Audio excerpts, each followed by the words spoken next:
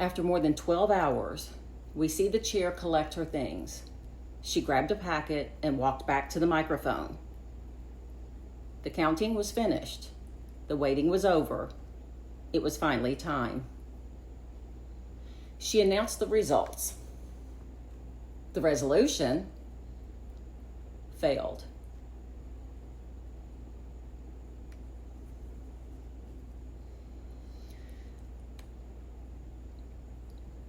For just a moment, it almost didn't seem real. After 12 hours, weeks of preparation, months of discussion, it was over, just like that. There are moments in life when time seems to just stop. That was one of them. After everything, the waiting, the standing, the speeches, the interruptions, the first vote, the second vote, the 12 hours inside Constitution Hall, it all came down to one sentence. And just like that, it was over. Or at least the voting was. I don't remember hearing much after that. I remember applause. I remember cheering, of course, not from everyone, but from one side of the issue. Stephanie and I just looked at each other. We didn't say anything. We didn't have to. We were stunned. Honestly, I felt sick. I made a decision right then. I wasn't going to look around the room. I wasn't interested in seeing who was celebrating. I kept my eyes on Stephanie. I gathered my things and started walking towards the exit. Now, I'll admit something. I may have been just a little outspoken on the way out. After 12 hours, I had pretty much lost my filter. I remember saying things like, "I sure hope they're happy now," and "Our genealogical standards have just hit rock bottom," and "Great. We finally got a few people back into our chapter, and now we're probably going to lose them again. And maybe half the chapter right along with them." And I also remember saying something like, "You couldn't pay me to step foot in this place again tomorrow." And at that moment, you better believe I meant every word. Walking out of Constitution Hall felt strange. That morning, thousands of women had walked in together, hopeful, curious, expectant, and now everyone was leaving. Some celebrating and some very disappointed. Some talking and some completely silent. Stephanie and I were mostly quiet.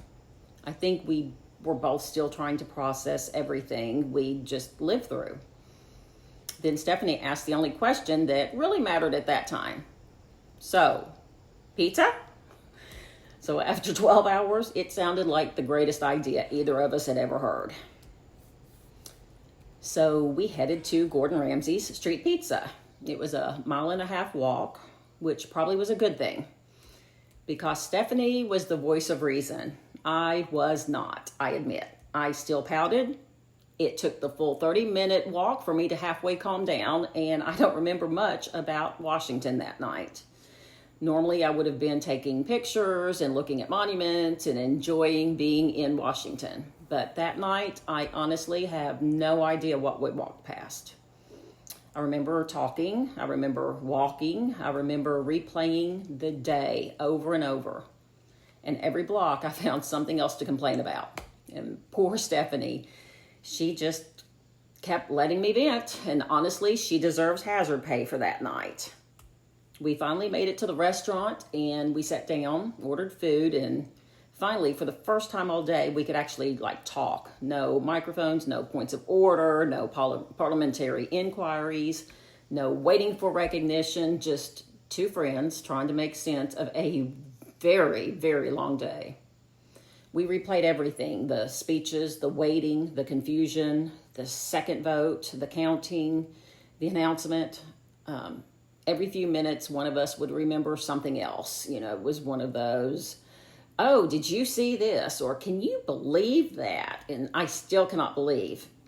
It wasn't really complaining. I guess in a way it was, but it was like decompressing. And after 12 hours, we really needed it. So after we finished eating, we walked 1/2 mile back to the hotel. When we finally made it back, Melody and her sister Jana were downstairs. They had already eaten. We visited for a while, but honestly, I don't think neither Stephanie nor I had much left. We headed upstairs, still exhausted, still processing. And a little while later, Melody came upstairs, and that's when the real conversation started. Again, no audience, no meeting, no microphone, just good friends talking through everything that had happened and trying to make sense of it all, wondering what comes next. And somewhere during that conversation, we made a decision that none of us wanted to go back to Constitution Hall the next morning. Not after everything we'd just experienced. We were done, at least for this trip.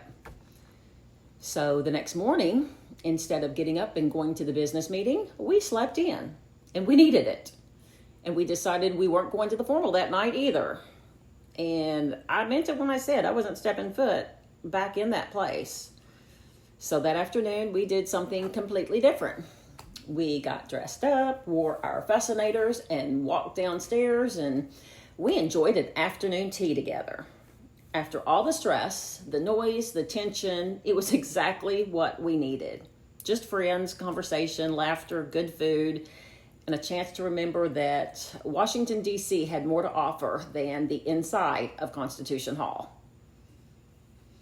Looking back, some people might think that's a strange way to kind of end this story, but not with the vote, not with the speeches, not with the controversy, but with afternoon tea.